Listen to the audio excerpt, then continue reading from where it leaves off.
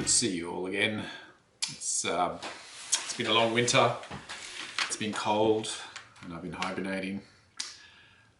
So not a lot of video making on my part. I have been busy watching your videos, everyone. Grandma's handbag, vinyl designs, vinyl douche. Some great videos. Keep it up, guys. Really enjoyable.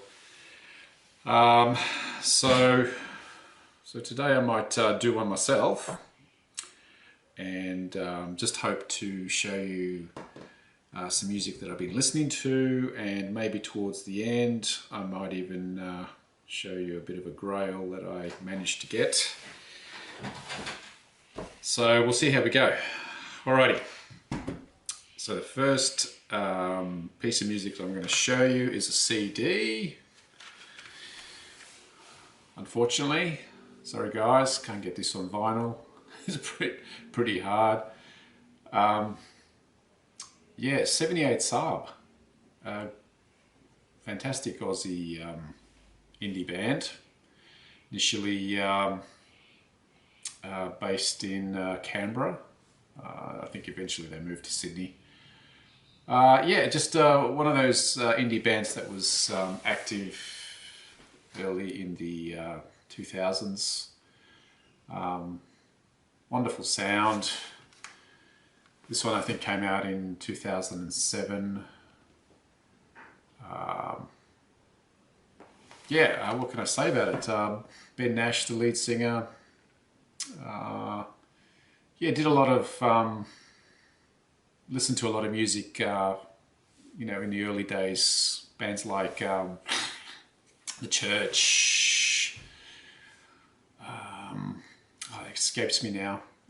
But yeah, a lot of early alternative bands he was listening to. So he's got that sort of distinct sound.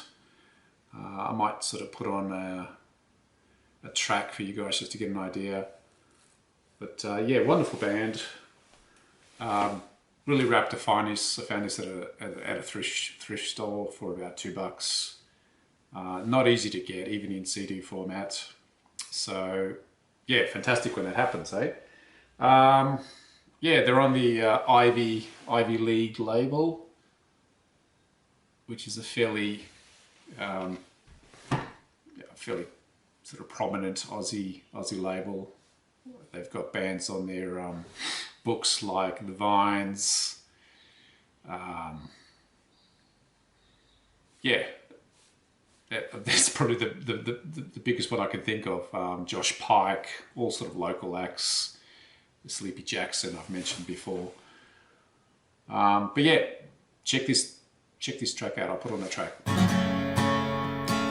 Morning waits on sleepy heads in the hour before the dawn.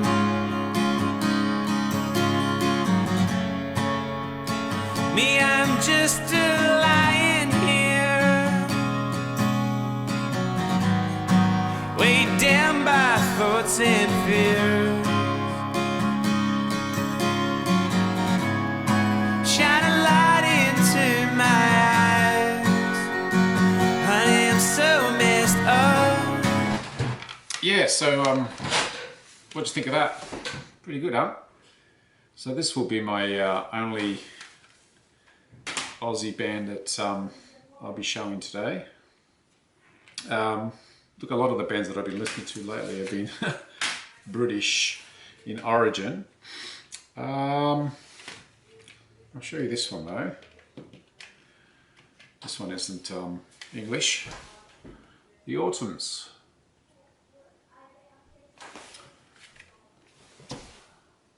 Absolute gem of a record. Love it. Just one of those American bands that get overlooked in favour of the earlier UK dream pop / shoegaze records. This is so easy to listen to. I don't know a lot about them, other than they're a Los Angeles band They're on the Risk label. You're going to be able to see that. Yeah, beautiful guitar washers, Jerome / Chime. Yeah, really impressive. Apparently Simon Ramond of the Cocktail Twins heard this record and was so impressed that he wanted to produce their second record, which he went on to do. So I don't have that record. This is the first time I'm listening to these guys, but I will certainly be looking out for that, because that is a beautiful record. What else can I tell you about them? Yeah, after their second record was released, it was received really well. They were getting plenty of airplay, but apparently their record label collapsed, and that was the end of it. So I don't really know what happened after that. So I'll give you a sample off this album as well. Take a listen to this, see what you think.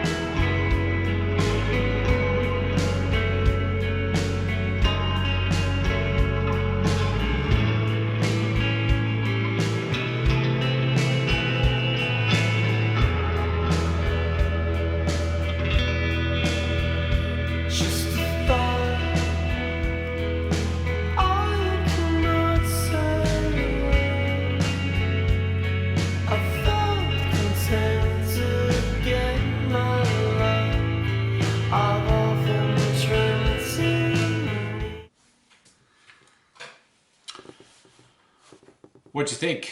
Pretty good, huh? Yeah, I like that record. Alrighty.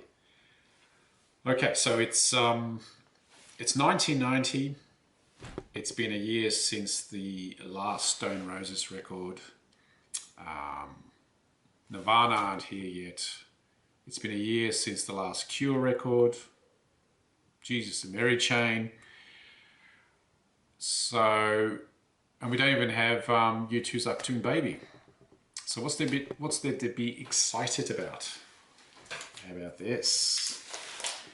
Check this out. Slowdive's Just for a Day. Sorry about that. We seem to be experiencing some technical difficulties. So I'll try and start from where I left off.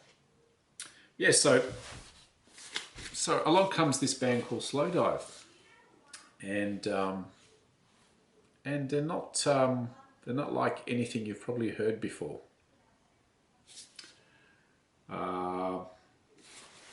Fantastic debut. Not as probably as loud as the Jesus and Mary Chain, but not as abrasive. As probably as soft as Eno, but with vocals. So yeah, so you've got this band called Slowdive that arrive on the scene from Reading, England, and yeah, what a debut! Not bad, eh? I've got it looks like an original German copy here.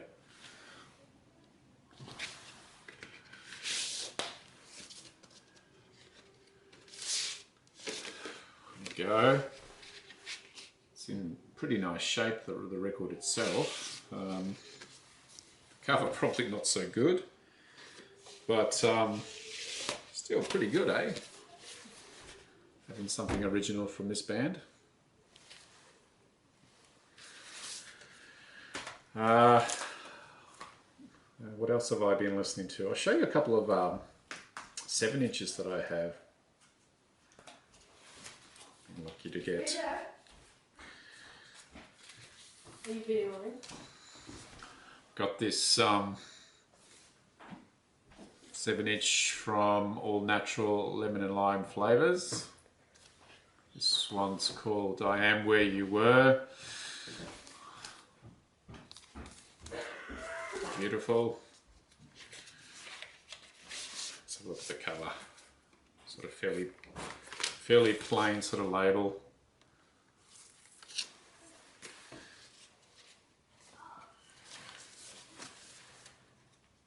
Wonderful shoegaze band from the US.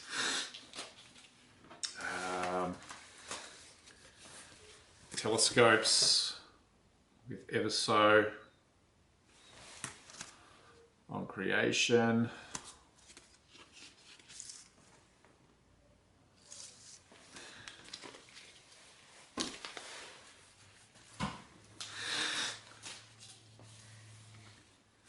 Slowdive again with Catch the Breeze.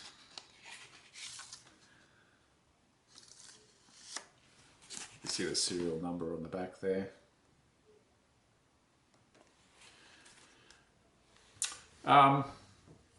Consequently, has anyone seen the Pitchfork doco on these guys? It's really good. Really recommend you watch that. They interview the whole band and whatnot, producers and all that. I might put the link on if you haven't seen it. It's really fantastic. And then I've got My Bloody Valentine's Soon on 7-inch.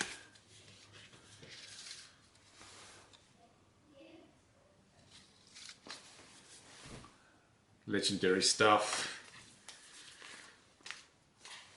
Those early tracks that eventually gave rise to Loveless. And what else have I been listening to? This has been shown by Fred. The Sound.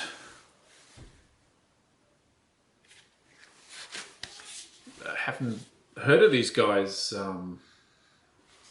before. But yeah, pick this up, and yeah, it's wonderful. Fantastic sort of post-punk from the 80s. Same label as Echo and the Bunnymen, Corova. Yeah, just never heard of these guys. Probably didn't rise to prominence as some of the other post-punk bands.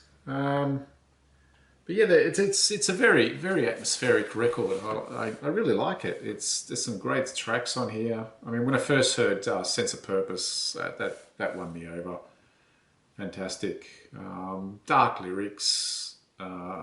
Adrian Boland, I think the lead singer from this band, eventually went on to take his life. I mean, listening to the lyrics, you can probably see something sort of happening there early on. But yeah, wonderful record. Yeah, difficult to get as well.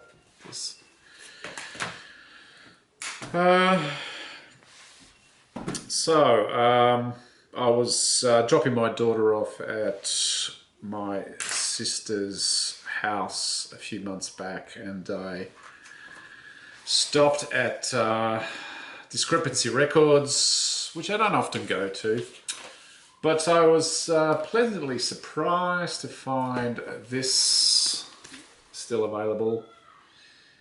Yes, it's My Bloody Valentine's Isn't Anything.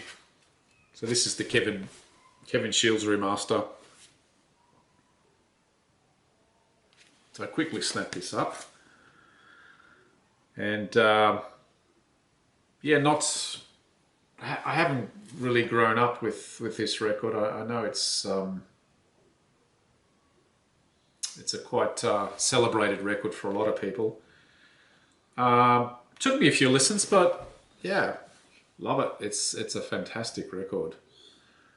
Favorite track on here is Cupid Come.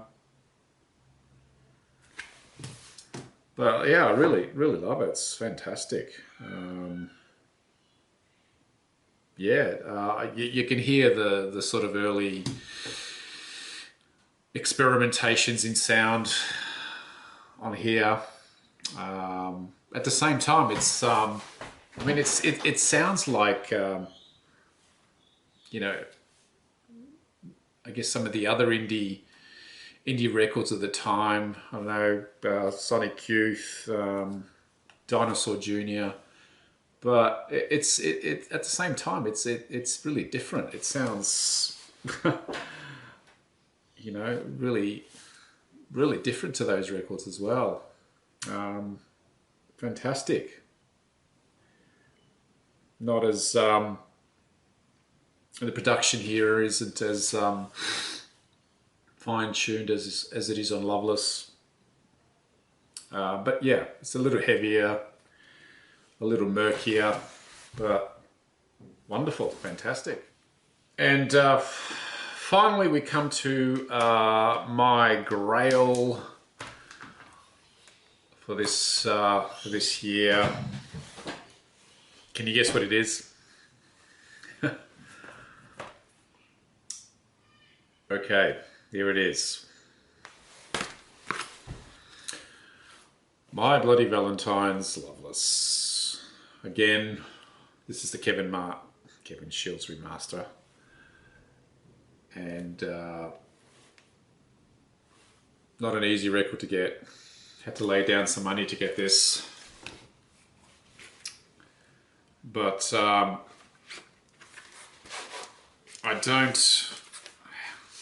didn't have a vinyl copy of this, never have, just had the CD,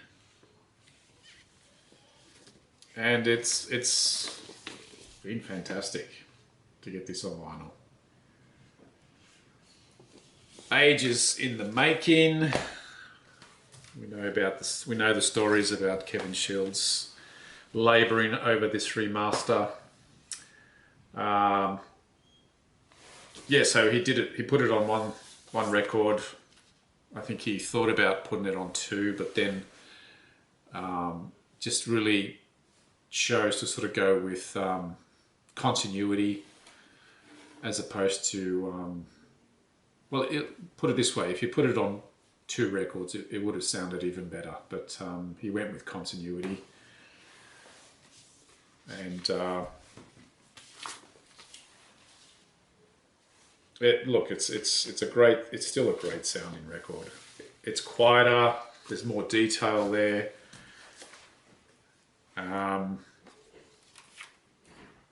Dean's mentioned some of the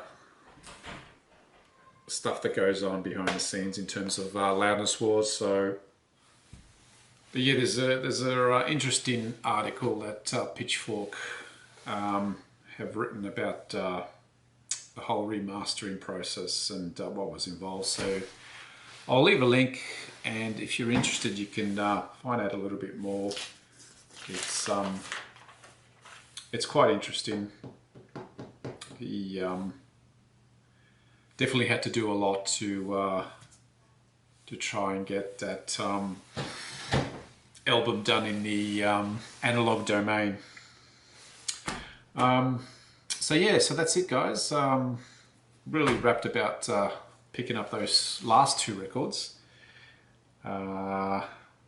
So fantastic. I feel like I'm on par now.